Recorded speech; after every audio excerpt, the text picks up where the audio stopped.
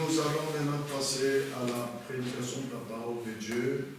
Avant cela, je vous invite à vous lever, nous allons encore prier.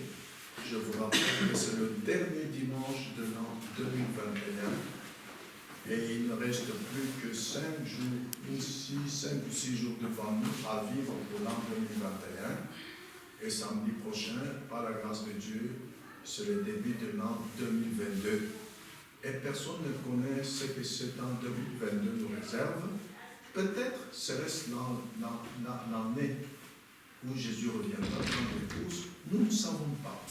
Parce que personne ne connaît ni les jours ni l'heure. C'est pourquoi c'est un moment propice pour que chacun prie et se confie en Dieu. Et pour la fin de l'année 2021 et pour le début de l'an 2022. Et il est écrit que celui qui se confie en l'Éternel est protégé. Nous avons besoin de la protection divine pour la fin de l'an 2021 et le début de l'an 2022. En plus, pour ceux qui n'étaient pas encore là, prions également pour la famille de notre frère Frédéric. Le frère et la sœur avaient été testés positifs au Covid. Alors on leur a demandé d'apporter tous les enfants pour les tester. Tous les enfants sont positifs aussi, sauf la dernière, bien sûr, Kavit, qui est trop jeune, on n'a pas testé. Alors ils sont en quarantaine. Si vous avez envie d'aller chez eux, il ne faut pas y aller.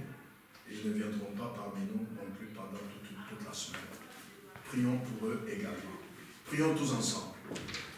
Notre Père céleste, Dieu très saint, je te loue, je te glorifie pour la grâce que tu m'as accordée d'être parmi les vivants ce dernier dimanche de l'an 2021. Beaucoup de gens sont décédés durant l'année 2021, mais moi, tu m'as accordé la grâce de rester en vie, étant en bonne santé physique et spirituelle, ayant la paix du cœur. C'est ce qui me permet de continuer à te servir, de continuer à avoir communion avec mes frères et sœurs. Gloire, louange et honneur à toi, Seigneur. Maintenant, Père Tout-Puissant, Père glorieux, je te prie, je te supplie d'être avec moi durant ces quelques derniers jours de l'an 2021 et pour le début de l'an 2022, laquelle personne ne connaît ce qu'elle nous réserve. Mais toi, tu connais tout. Alors, je me confie en toi, Seigneur, pour le début de l'an 2022 également. Je prie également pour tous mes frères et sœurs, ceux qui sont ici et ceux qui ne sont pas ici, tous ceux qui sont en communion avec nous, Seigneur, que ta main puissante les accompagne pour la fin de l'an 2021 et pour le début de l'an 2022, et ta protection divine pour toute l'année 2022, laquelle personne ne connaît ce qu'elle nous réserve. Gloire, louange et honneur à toi, le Dieu d'amour, le Dieu de bonté, le Dieu de grâce, qui connaît toutes choses et qui peut toutes choses. Ô Père Tout-Puissant, Père glorieux, je te remercie de nous avoir exaucés, car tous nous avons ainsi prié. Au nom de Jésus-Christ, Amen. Je vous prie d'ouvrir vos Bibles. Aujourd'hui, c'est le Psaume 16, verset 11, qui va nous introduire dans la prédication de la parole de Dieu. Psaume 16, verset 11. Psaume 16, verset 11. Je lis la parole de Dieu. Psaume 16, verset 11. Tu me feras connaître le sentier de la vie. Il y a d'abondantes joies devant ta face, des délices éternelles à ta droite. Amen. Que Dieu ajoute ses bénédictions à la lecture de sa parole. Amen. Asseyez-vous, je vous en prie. C'est David qui parle. Ici, David parlait de la vie et il dit à Dieu, tu me feras connaître le sentier de la vie. En d'autres mots, me feras-tu connaître le sentier de la vie? Ou pourrais-tu me faire connaître le sentier de la vie? Car tu as dit dans ta parole, sans moi, vous ne pouvez rien faire. De moi-même, même en tant que croyant, je ne peux pas connaître le sentier de ma vie à suivre, mais toi, peux-tu me faire connaître le sentier de la vie? Ou aussi, en d'autres mots, j'espère que tu me feras connaître le sentier de ma vie. David croyait en Dieu. Et comme toute personne qui croit en Dieu, espère toutes choses de Dieu, car Hébreux 11.1 déclare, la foi est une ferme assurance des choses qu'on espère. Tout homme, toute femme qui croit réellement en Dieu, croire en Dieu, c'est espérer fermement. Toute chose, c'est, comment dirais-je, c'est une ferme assurance de toute chose que tu espères. Regardez, pour preuve que David est un croyant, regardez ce qu'il dit dans Psaume 16, à partir du verset 1, et nous arrivons jusqu'au verset 11. Regardez comment David parle à Dieu. Garde-moi, ô Dieu, car je cherche en toi mon refuge. Je dis à l'Éternel, tu es mon Seigneur, tu es mon souverain bien. Les saints qui sont dans le pays, les hommes pieux sont l'objet de toute mon affection. On multiplie les idoles, on court après les dieux étrangers. Je ne répands pas leur libation de sang, je ne mets pas leur nom sur mes lèvres. L'Éternel est mon partage et mon calice. C'est toi qui m'assures mon lot. Un héritage délicieux m'est échu. Une belle possession m'est accordée. Je bénis l'Éternel, mon conseiller. La nuit même, mon cœur m'exhorte. J'ai constamment l'Éternel sous mes yeux. Quand il est à ma droite, je ne chancelle pas.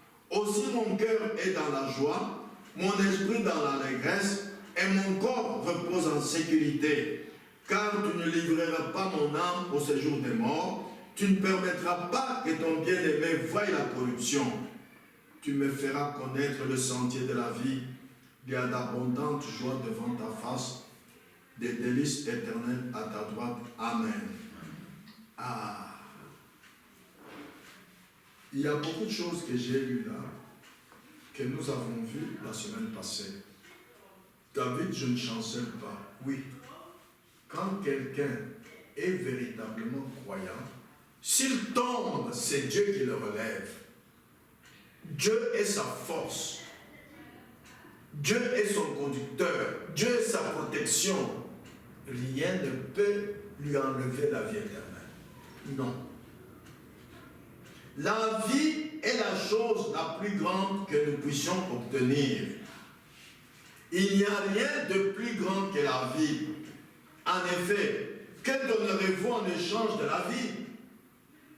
La vie est la chose la plus glorieuse qui existe.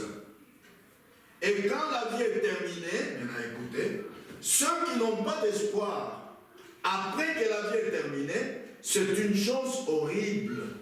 Pourquoi? Parce que la mort n'est pas la fin de la vie. Il y a la vie après la mort. En effet, il y aura une résurrection un jour. Oui, oui, oui.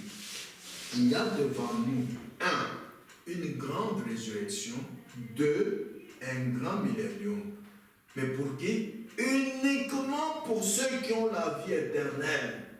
Ceux qui ont la vie éternelle, ce sont ceux qui sont nés de nouveau. C'est pourquoi Dieu dit, lisons, dans Psaume 116, verset 15, Psaume 116, verset 15. Je lis. Elle a du prix aux yeux de l'Éternel la mort de ceux qui l'aiment. Pourquoi? Parce qu'ils les ressusciteront.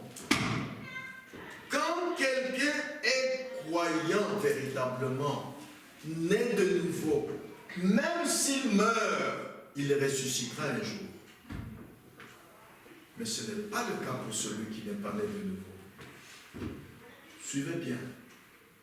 La nouvelle naissance, ce n'est pas seulement pour le profit de la vie actuelle, qui est une vie qui a une fin, mais la nouvelle naissance, c'est aussi pour vous rassurer que lorsque le jour de la résurrection sera là, tu vas ressusciter parmi ceux qui vont ressusciter. Et tu vas participer au millénium. Oui, lisons dans Apocalypse 20, versets 5 et 6. Apocalypse 20, versets 5 et 6. Je lis. Apocalypse 20, versets 5 et 6. Les autres morts ne revinrent point à la vie jusqu'à ce que les 1000 ans fussent accomplis. C'est la première résurrection. Heureux et saints ceux qui ont part à la première résurrection. La seconde mort n'a point de pouvoir sur eux, mais ils seront sacrificateurs de Dieu et de Christ, et ils régneront avec lui pendant 1000 ans. Amen. Heureux sont ceux qui ont part à la première résurrection, et saints sont ceux qui ont part à la première résurrection. Quand quelqu'un est né de nouveau, aux yeux de Dieu, il est sans péché, il est saint. Même s'il tombe, je vous l'ai dit, l'Éternel le relève. C'est lui qui est son sauveur, c'est lui qui est sa force. C'est lui qui est sa protection. Il n'y a pas assez de démons en enfer pour envoyer quelqu'un qui est né de nouveau en enfer. Il ne peut pas. Il ne peut pas. Amen. Beaucoup de gens disent, qu'est-ce que la vie? Et qu'est-ce que la vie éternelle? Où pouvons-nous la trouver? Un homme pourrait avoir l'apparence d'un chrétien, imiter un chrétien ou marcher comme un chrétien. Mais s'il meurt, si ce genre de vie n'est pas là, il ne peut pas ressusciter. Mais si ce genre de vie, quel genre de vie? Jésus a dit, écoutez bien, dans Jean chapitre 10, verset 10. Jean chapitre 10, verset 10. Je lis. Le voleur ne vient que pour dérober, égorger et détruire. Moi, je suis venu afin que les brebis aient la vie et qu'elles soient dans l'abondance. Jésus est venu pour que les brebis aient la vie, c'est-à-dire aient le germe de vie. Cette vie que les brebis doivent avoir s'appelle Zoé. Zoé, c'est la vie même de Dieu qui est en eux.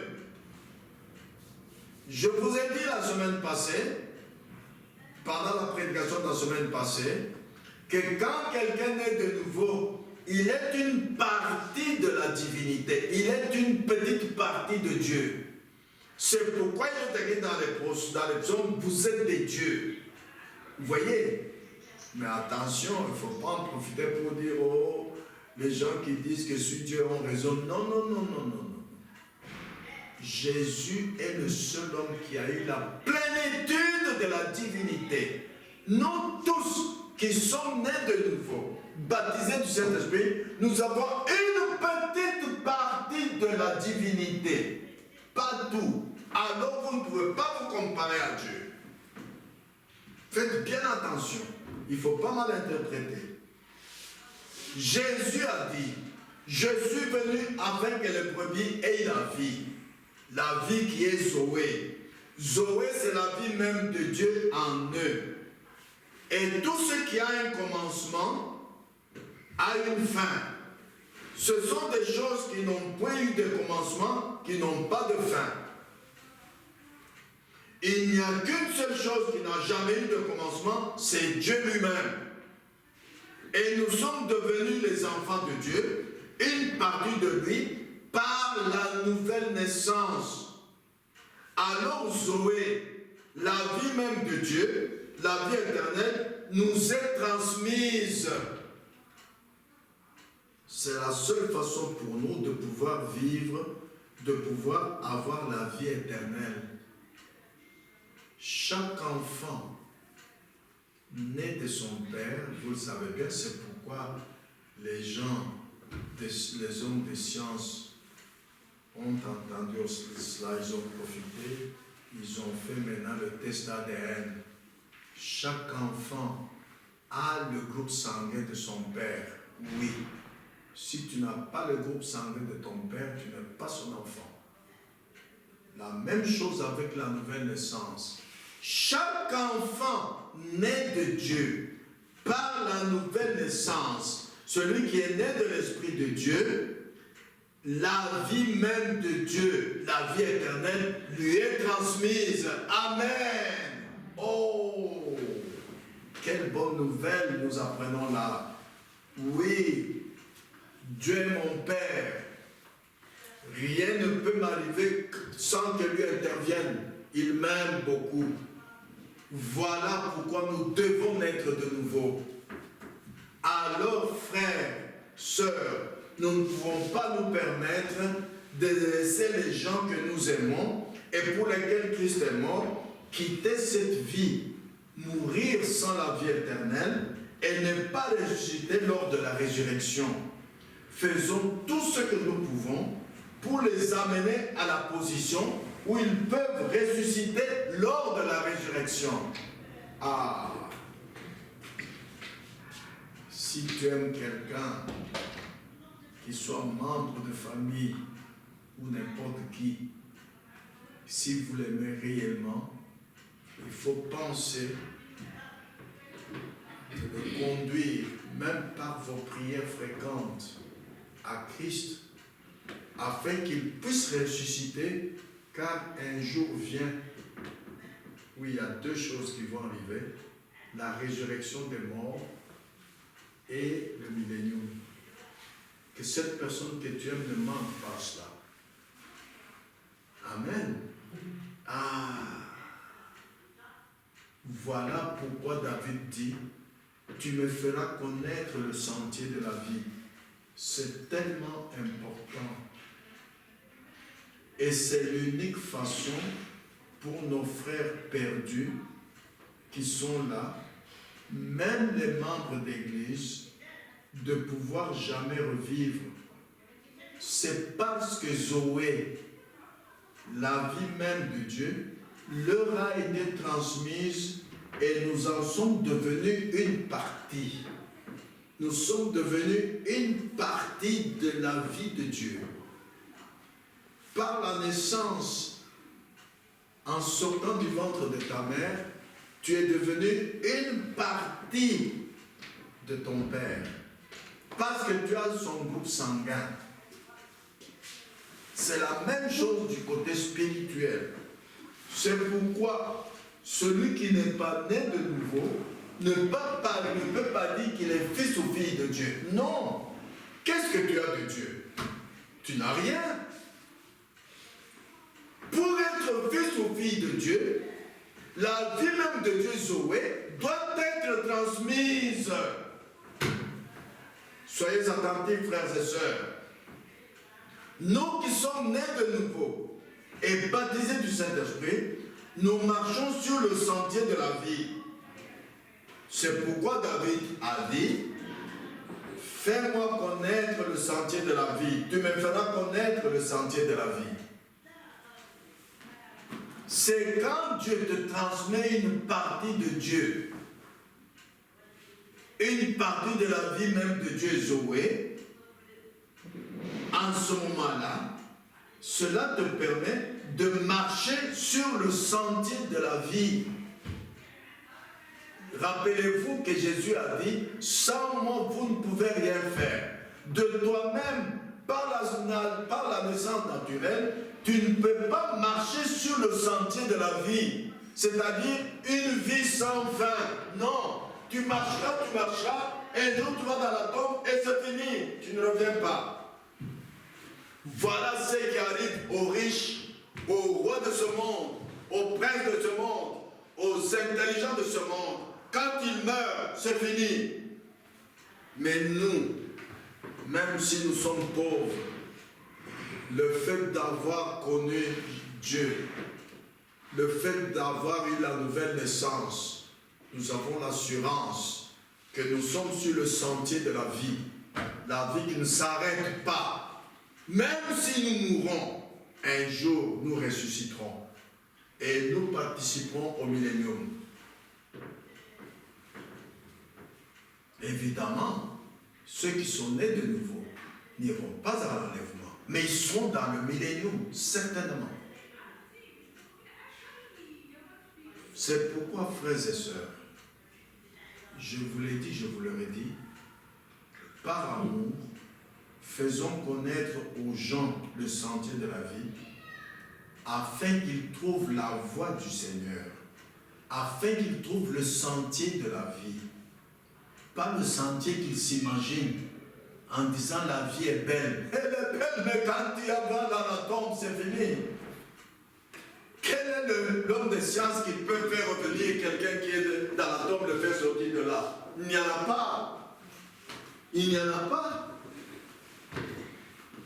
Ils peuvent persuader les gens en disant l'homme va marcher sur la lune. Mais ils n'ont jamais dit que nous allons faire sortir les gens de la tombe. Ils ne pourront jamais le dire. Mais ça, c'est réservé uniquement à ceux qui sont nés de nouveau. Leur vie ne s'arrête pas parce qu'il est allé dans la tombe. Non. Ils vont ressusciter un jour. Alléluia. Amen. Voilà pourquoi David a dit, fais-moi connaître le sentier de la vie. Nous lisons dans l'évangile de Matthieu, chapitre 7, versets 13 et 14. Matthieu, chapitre 7, versets 13 et 14. Je lis. Entrez par la porte étroite, car large est la porte, spacieux est le chemin qui mène à la perdition. Et il y en a beaucoup qui entrent par là. Mais étroite est la porte, resserrez le chemin qui mène à la vie. Et il y en a peu qui le trouvent. Amen. Oh, frères et sœurs. Vous voyez le chemin large et le chemin étroit. Nous comprenons cela comment? Au moyen de la parole que Jésus a dite dans Jean chapitre 3, verset 3, il a dit: si tu ne nais d'eau et d'esprit, tu ne peux voir le royaume de Dieu. Voir signifie comprendre.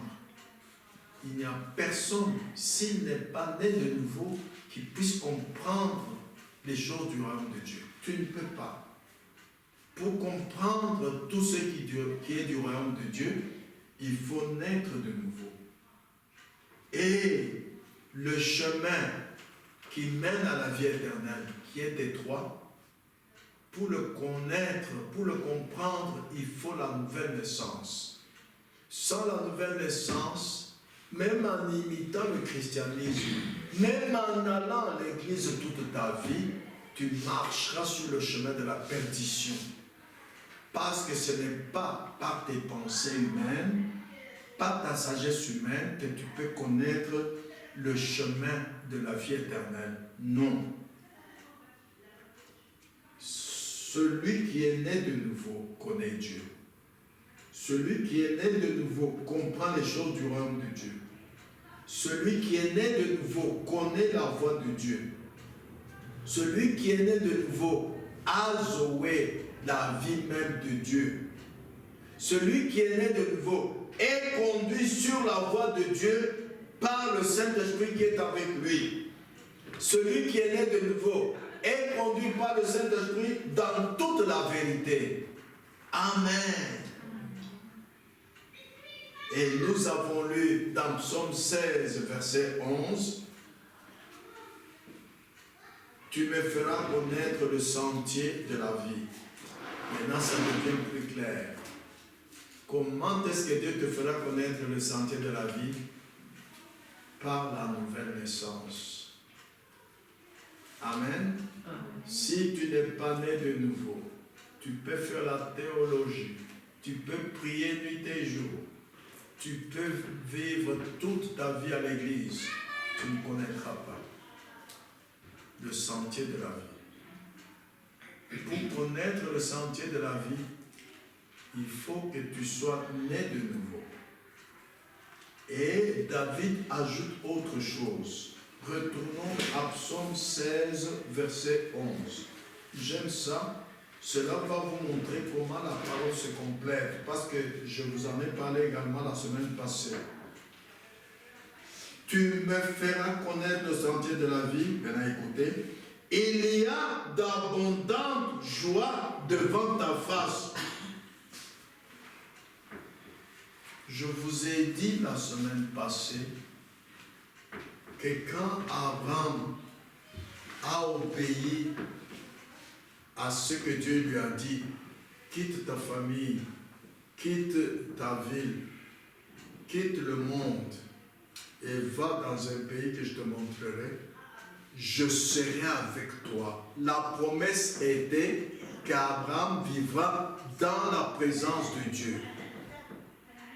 Et je vous ai dit par les Écritures que quelqu'un qui n'est pas dans la présence de Dieu, peu importe, même si par imitation avec des démons il fait des miracles, il parle en langue, c'est l'imitation, il n'a pas de bénédiction divine. Mais quand quelqu'un est dans la présence de Dieu, par grâce, il a d'abondantes joies. Par grâce, il a des bénédictions. La force de Dieu l'accompagne. S'il tombe, c'est Dieu lui-même qui le relève. C'est Dieu qui le conduit. C'est le Saint-Esprit qui le convainc du mal. Voyez pourquoi il y a la joie dans la présence de Dieu. Il y a la joie. Comme nous marchons sur ce sentier de la vie, dans la présence de Dieu, en regardant de part et d'autre la résurrection des arbres, la résurrection des feuilles, tout cela parle de Dieu parce que Dieu est dans la nature. Vous êtes convaincus de cela, vous qui vivez ici en Europe, vous le voyez en hiver. Écoutez ceci. Qu'est-ce que vous voyez en hiver?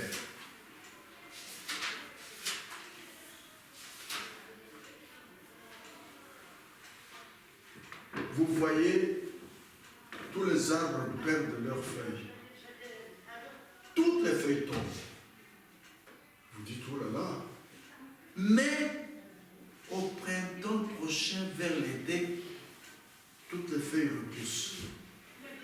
Vous ne vous êtes jamais demandé, mais quelle est cette intelligence qui dit à l'arbre que, attention, le froid tue tout.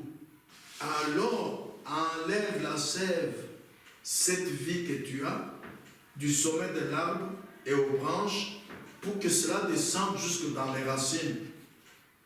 Mais l'arbre n'a pas d'intelligence. C'est une intelligence qui lui dit cela. Et quand l'hiver est fini, l'été approche, la maintenant lui dit, maintenant ta vie peut remonter jusqu'aux branches. Vous voyez? Maintenant réfléchissez-y pendant longtemps.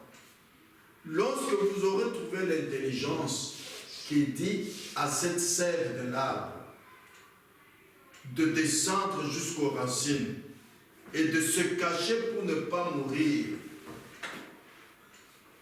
alors vous connaîtrez l'intelligence qui vous dit de ne pas marcher sur le chemin de la perdition que nous venons de lire dans la Bible, qui est large. Ce n'est pas ton intelligence humaine qui te montrera le chemin sur lequel il faut marcher, qui est le chemin de la vie éternelle. Non. Il faut une intelligence. Et cette intelligence, c'est Dieu. Et Dieu est dans la nature. Nous commençons par le voir là. Demandez-vous même dans la vie humaine, quand un bébé est dans le ventre, quelle intelligence de lui dire, maintenant c'est le temps de sortir, sors. Vous pouvez avoir le meilleur médecin, gynécologue, il vous donnera une date, mais le bébé sortira toujours à une date différente de celle que le médecin donne. Quelle est l'intelligence qui parle au bébé quand il est dans le ventre? Même sa mère n'est pas en communication avec le bébé. Même son père n'est pas en communication avec le bébé. Mais il y a une intelligence supérieure qui parle au bébé.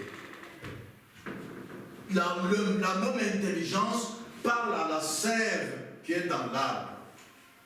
Maintenant, le froid arrive, il tue tout. Alors, enlève la sève dans les branches en haut, qu'elle aille dans les racines, se cacher là. Et quand l'hiver est passé, maintenant, faire remonter la sève en haut jusque dans les branches. Et nous voyons maintenant les petites feuilles commencer à repousser. Oui, il y a la joie lorsque vous êtes dans la présence de Dieu. Cette intelligence ne peut pas venir de vous. Amen.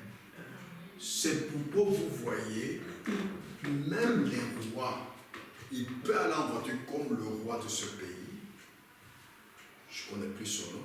Il a fait un accident avec sa femme dans la voiture et sa femme est morte. Un roi, imaginez-vous ça. Moi, depuis que j'étais au Congo, quand j'ai appris ça, ça m'a donné mal à la tête. Je dis, mais un roi doit être bien protégé. D'abord, comment est-ce qu'on l'a laissé conduire lui-même? S'il a des tracas dans la tête, des affaires qui l'ennuient, il sera distrait au volant, alors il fait l'accident. Il ne fallait pas le laisser conduire lui-même. Mais on l'a laissé conduire lui-même et il a fait l'accident. La reine est décédée. La reine Astrid. Vous imaginez? Mais cela ne peut pas arriver à un enfant de Dieu. Un enfant de Dieu, c'est Dieu qui le protège pendant sa marche. Il n'y aura pas de surprise. Amen. Ah, Dieu connaît le jour, le nombre de ses jours sur cette terre. Il ne peut pas mourir ni avant ni après. Non. Lisez bien la Bible. Voilà pourquoi c'est important d'avoir la nouvelle naissance. Il y a la joie lorsque vous êtes dans la présence de Dieu. Frères et sœurs, c'est très important. Si tu n'es pas né de nouveau, commence à bouillonner dans ton cœur, à parler à Dieu. Seigneur, je désire que tu me conduises à la nouvelle naissance. Ça m'intéresse. Je désire, parce qu'il est écrit, Dieu donne à l'homme ce que son cœur désire. Si tu n'as jamais désiré la nouvelle naissance, mais Dieu ne t'y conduira pas. Dieu n'est pas un dictateur. Nous lisons maintenant pourquoi il y a la joie lorsque vous êtes dans la présence de Dieu. Dans Psaume 1, versets 3 à 6. Psaume chapitre 1, versets 3 à 6. Commençons même au verset 1. Psaume 1, verset 1 à 6. Je lis. Heureux l'homme qui ne marche pas selon le conseil des méchants, qui ne s'arrête pas sur la voie des pécheurs, et qui ne s'assied pas en compagnie de mon cœur, mais qui trouve son plaisir dans la loi de l'Éternel et qui la médite jour et nuit. Il est comme un arbre planté près d'un courant d'eau, qui donne son fruit en sa saison, et dont le feuillage ne se flétrit point. Tout ce qu'il fait lui réussit. Amen. Ah. Il n'est pas ainsi des méchants. Ils sont comme la paille que le vent dissipe. C'est pourquoi les méchants ne résistent pas au jour du jugement, ni les pécheurs dans l'assemblée des justes. Maintenant, écoutez le verset 6. Car l'Éternel connaît la voie des justes. C'est pourquoi David lui a dit, fais-moi connaître cette voie. Fais-moi connaître le sentier de la vie. L'Éternel connaît la voie des justes. Et la voie des pécheurs mène à la ruine. Amen. Voilà pourquoi elle a la joie d'être dans la présence de Dieu. Verset 3.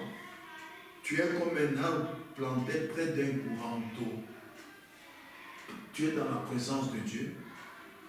C'est un arbre, pas celui qui est au désert, non, non, non, non, au bord de la rivière. L'eau ne lui manquera jamais. Qui donne son fruit en sa saison.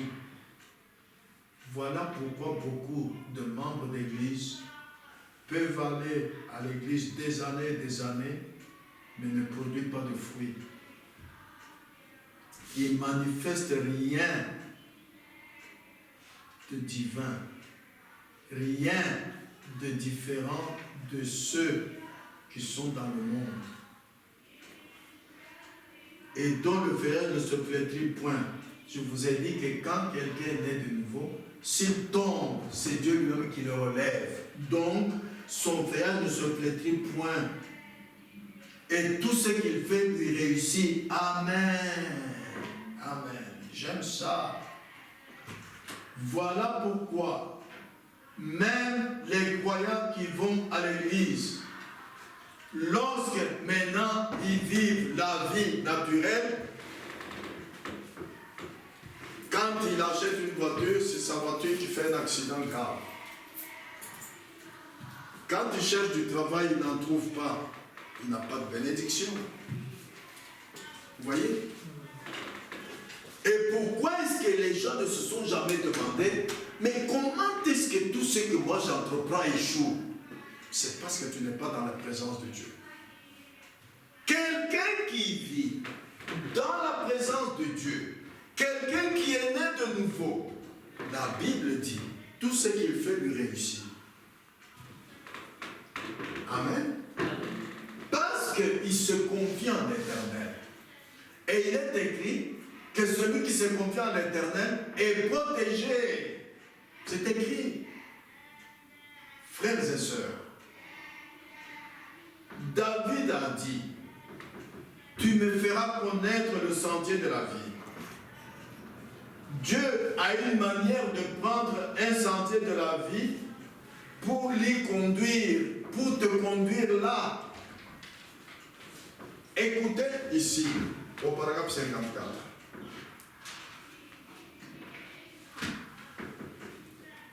Frère Branham dit, j'ai tenu la main de mon épouse lorsqu'elle est partie.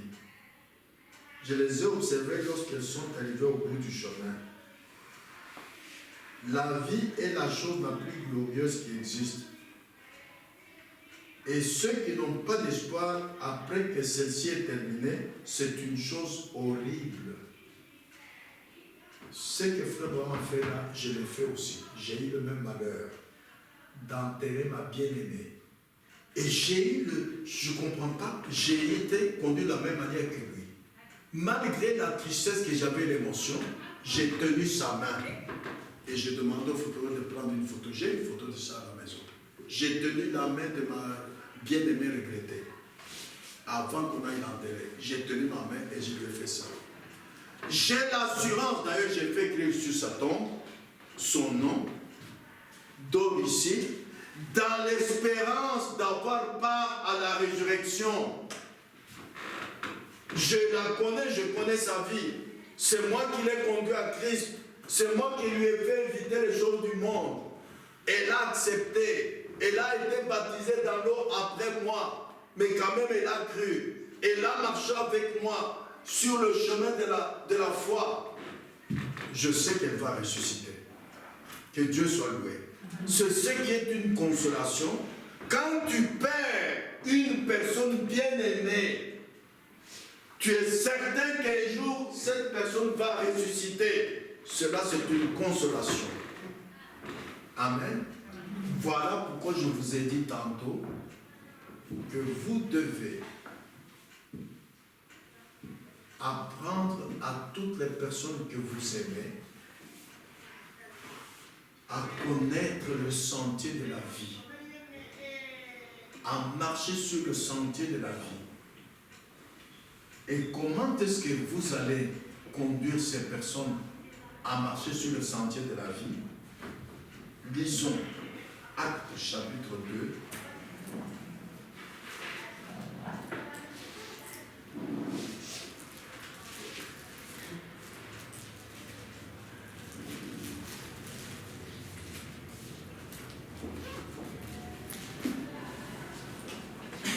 Verset 12.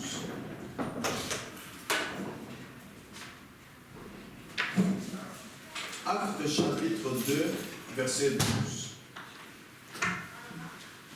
Ils étaient tous dans l'étonnement et ne sachant que penser, ils se disaient les uns aux autres, que veut dire ceci?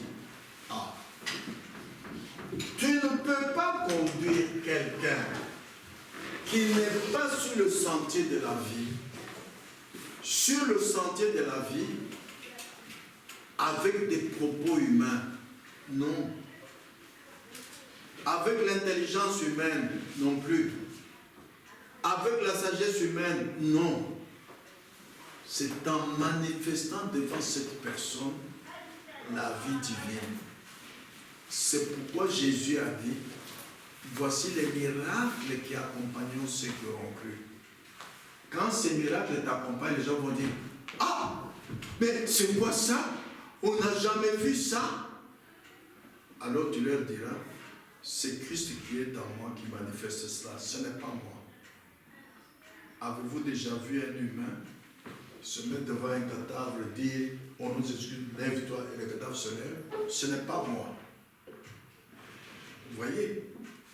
Ce n'est pas moi. Pierre a dit, je n'ai ni argent ni or, mais ce que j'ai, je vous le donne. Ça ne venait pas de Pierre. Voilà pourquoi, frères et sœurs, il est temps que chacun de nous, pour tirer les gens du monde, à quitter le chemin étroit qui mène à la perdition, pour marcher sur le chemin étroit qui mène à la vie éternelle, il nous faut manifester la vie de Christ. Comment? Par la nouvelle naissance et le baptême du Saint-Esprit. C'est tout. Regardez le jour de la Pentecôte, quand le vent impétueux est descendu, même toutes les 120 personnes qui étaient dans la chambre haute étaient surpris.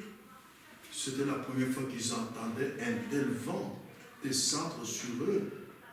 Et après cela, ils ont vu une langue de feu sur la tête de chacun d'eux. C'était aussi la première vision qu'ils ont eue, qu'ils n'ont jamais eue. Après cela, ils ont entendu chacun parler en langue, selon que le Saint-Esprit le lui donnait. Alors les gens, les incroyants qui étaient là, quand ils sont sortis de la chambre haute, qui ont vu cela, qui nous ont entendu, dit, mais c'est quoi ça? C'est du jamais vu ça. Alléluia. Voilà le message que vous devez communiquer au monde aujourd'hui. Dieu en vous, à l'intérieur, parle à l'extérieur. Ce n'est pas vous qui allez parler. Ce n'est pas vous qui allez manifester les choses, mais c'est Dieu en vous. Amen. C'est pourquoi, frères et sœurs, il est grand temps que vous sachiez que le message que Dieu nous a donné à communiquer aux gens de ce monde, c'est la nouvelle naissance, être baptisé du Saint-Esprit, et cela va manifester ses fruits. Que Dieu vous bénisse. Inclinez la tête pour l'adoration.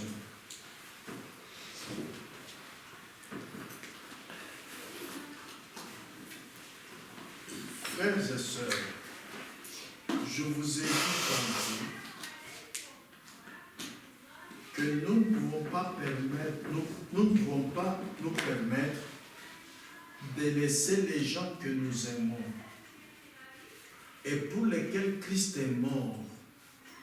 Dieu a tant aimé le monde qu'il a donné son Fils. C'est le monde entier qui est concerné. Christ est mort pour tous. Nous ne pouvons pas laisser ces gens que nous aimons quitter cette vie que nous vivons, mourir sans la vie éternelle. Ils ne vont pas ressusciter lors de la résurrection. Faisons tout ce que nous pouvons pour les amener à la position où ils peuvent ressusciter lors de la résurrection. C'est pourquoi nous avons lu dans Psaume 16, verset 11, ce que David dit, « Tu me feras connaître le sentier de la vie. » C'est Dieu seul qui t'a fait connaître le sentier de la vie, qui peut faire connaître à ces gens du monde le sentier de la vie, au travers de toi. Oui, frère, oui, sœur. Si tu aimes ces gens qui s'en vont vers la perdition, c'est à toi à leur faire connaître le sentier de la vie. Avez-vous remarqué le jour de la Pentecôte, comment sa grande colonne de feu qui, nous le savons tous, était le messager de l'Alliance, qui était Jésus-Christ. Le jour de la Pentecôte, lorsque cette grande lumière est entrée là, Dieu s'est divisé. Des langues de feu se sont posées sur chacun d'eux, et ils étaient tous remplis du Saint-Esprit. Et ils ont commencé à parler en d'autres langues, selon que le Saint-Esprit leur donnait de s'exprimer. Dieu se séparant, quittant l'état d'un seul être pour être dans son Église, partageant sa vie avec son peuple. Voilà le message que nous devons apporter aux gens. Pas le message selon la connaissance de la Bible, selon la connaissance des brochures. Non. Dieu qui est descendu dans ton cœur. Frères et sœurs, il faut avoir Dieu ici à l'intérieur pour le voir là à l'extérieur. Dieu à l'intérieur, regardant au travers de vos yeux. Dieu à l'intérieur, parlant au travers de ta bouche. Dieu à l'intérieur, faisant